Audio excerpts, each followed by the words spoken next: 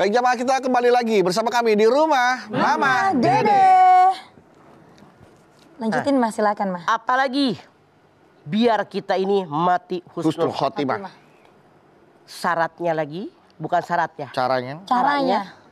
Kita wajib banyak mengingat kematian. Wa ma tadri nafsun madza taksibu godan wa ma tadri nafsun bi ayyi ardi tamut.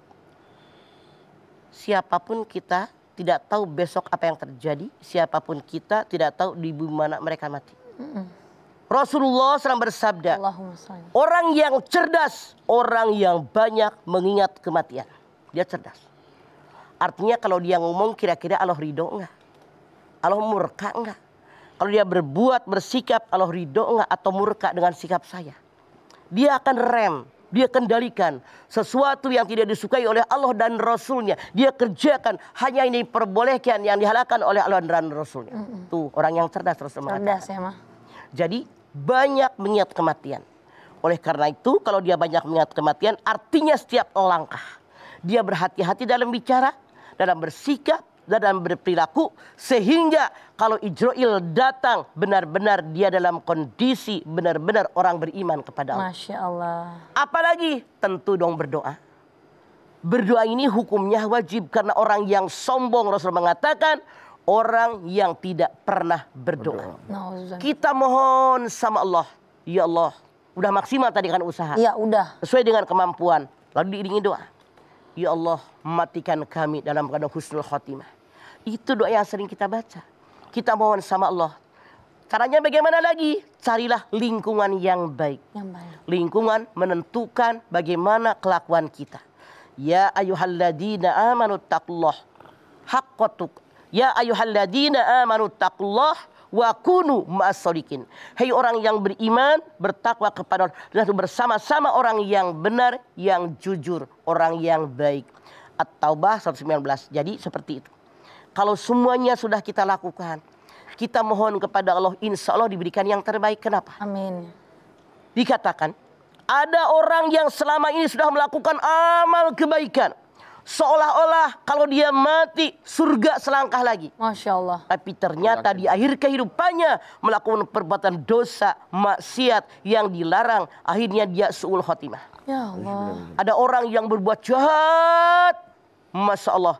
Tapi di akhir kehidupannya dia banyak berbuat baik. Akhirnya husnul khotimah. Masya Allah. Jangan kita berprasangka buruk sama orang. Kenapa dia husnul khotimah? Kan suka ada yang bilang, kayaknya nggak pantas deh kelakuan dia begini-begini. Maaf. Jangankan dengan orang yang tidak serumah. Suami istri, anak-anak yang serumah saja. Boleh jadi ada kelakuan, ada sikap, ada perilaku, ada ibadah yang orang lain tidak tahu, hanya diri orang yang bersangkutan. Iya mah. Boleh jadi dia banyak berbuat baik, banyak mendoakan orang lain, banyak membantu orang tanpa diketahui keluarganya.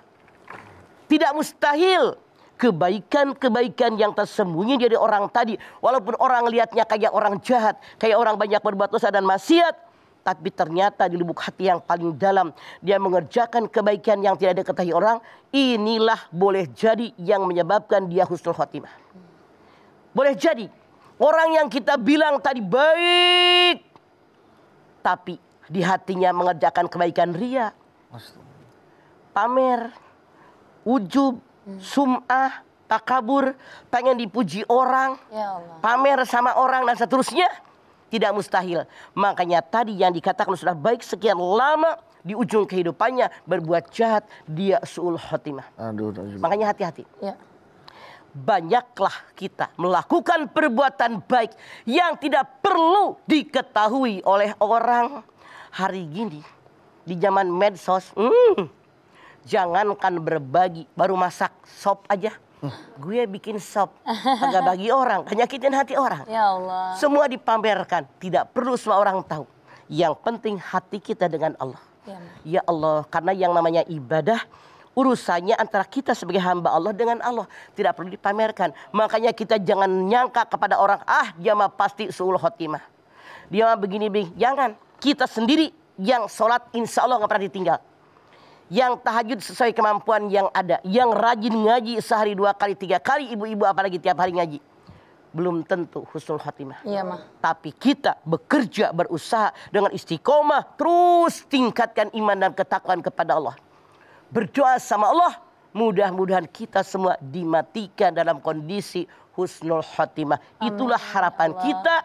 Ini ukuran sukses tidaknya kita dalam kita mengarungi hidup dan kehidupan. Sehingga kita mati menghadap kepada Allah, diterima oleh Allah. Insya Allah sampai di akhirat. Amin ya Allah. Insya Allah. Masya Allah. Pak,